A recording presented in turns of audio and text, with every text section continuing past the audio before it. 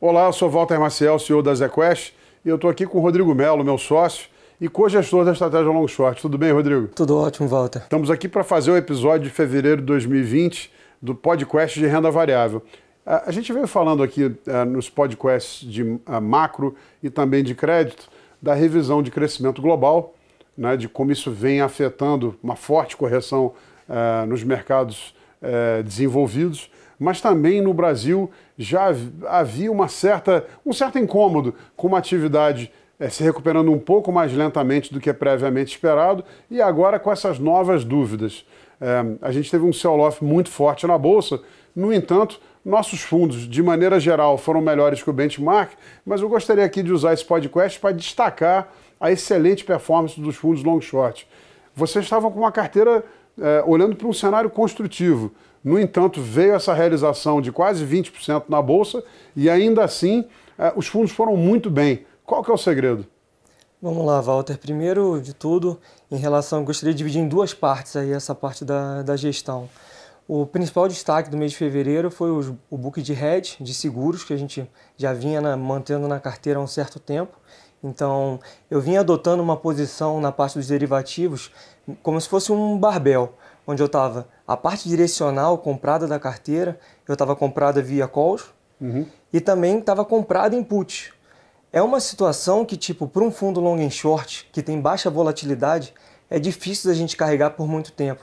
Mas como as vols de Bovespa e de S&P estavam muito baixas, desde novembro a gente começou a adicionar esses seguros ao portfólio. Então, vou fazer uma pequena interrupção aqui.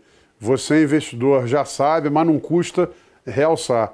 É muito mais barato, em tese, se você acha que vai subir, está comprado numa ação ou no índice do que comprar o call. Quando você compra uma opção, você tem um custo, um prêmio por essa opção.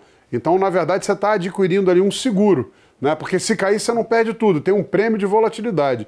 E quando ele está comprando o put, aí ele já está comprando o seguro direto, se precavendo por um movimento mais forte de mercado. Por que você não fica o tempo inteiro comprado nisso? Porque você gasta muito dinheiro em prêmio e o produto fica ineficiente. O que o Mello está colocando aqui é que ele percebeu que as bolsas estavam muito esticadas, com isso volatilidade muito baixa, e esses prêmios ficaram baratos, né? Para você ter uma ideia, tipo, em novembro, dezembro, a gente chegou a conseguir comprar opções de Bovespa e de S&P com uma vol de em torno de 18%, 16%.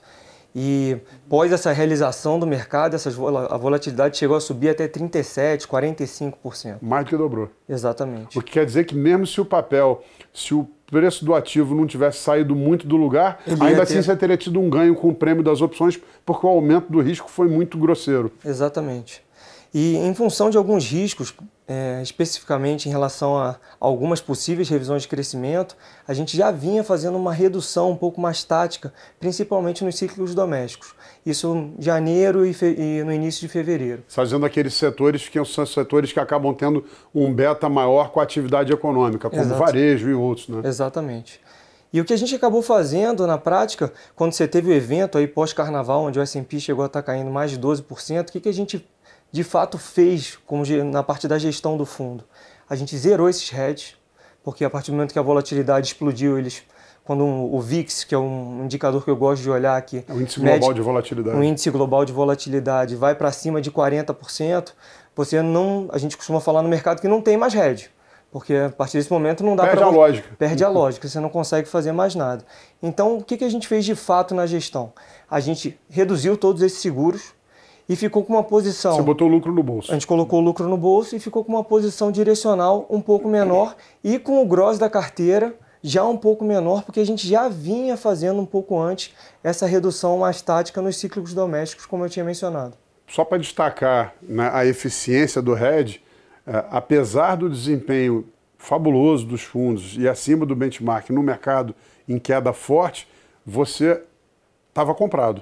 Exatamente. Net comprado. Mas só para você ter uma ideia da magnitude do movimento, antes do carnaval, eu tinha uma exposição aproximada equity hedge em torno de 1,5% vendida em S&P e Total Return em torno de 3%, com essa alavancagem de 2 vezes. O Equity Hedge e o Total Return vão sempre trabalhar, o Total Return tem o dobro do orçamento de risco. Então, se você tiver 1 no Equity Hedge, você vai ter 2 no Total Return. Se você tiver short de 1 no Equity Hedge, você provavelmente vai ter um short de 2 no Total Return. Trabalha com esse múltiplo de 2 para 1. Para você ter uma ideia de como foi tão forte esse movimento, o Equity Hedge abriu na quarta-feira pós-carnaval com uma posição vendida em S&P de perto de 6%. O Total Return foi para 12%. Porque o delta das opções engordou. Engordou. Tem lá o fator gama, né? Você acaba tendo uma abertura muito rápida de preço, a sua opção fica mais gorda. Exatamente. Mas o que eu acho que é mais importante é assim, aqui na ZQuest a gente sempre exercitou de estar colocando hedge na carteira, de estar colocando proteção. E acho que isso é uma característica dos fundos long and short que dá a defensividade que a gente sempre teve. Quando a gente olha para um nosso fundo long and short com track record de 10 anos, tem uma série de janelas de eventos que quando acontece algum evento que não é esperado pelo mercado, a gente consegue ter uma rentabilidade, acho que acima da média por ter essa proteção na carteira. Eu acho que isso é uma característica da ZQuest. A gente conseguiu realmente fazer um processo de investimentos que acaba permeando todas as estratégias.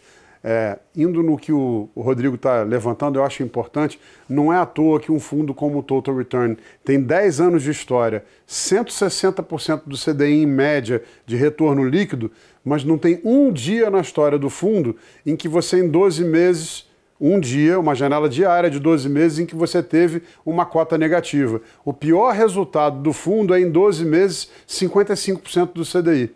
Quer dizer, isso é prova da consistência, do retorno rápido dos fundos ao azul. Você pode entrar em períodos de perda sim, mas o fundo rapidamente se recupera e de uma gestão que está o tempo inteiro preocupada em ter sim as suas convicções, estar posicionado, mas buscar a proteção para isso. Parabéns, o resultado realmente é impressionante. Alguma posição short chamou a atenção nesse período? Funcionou?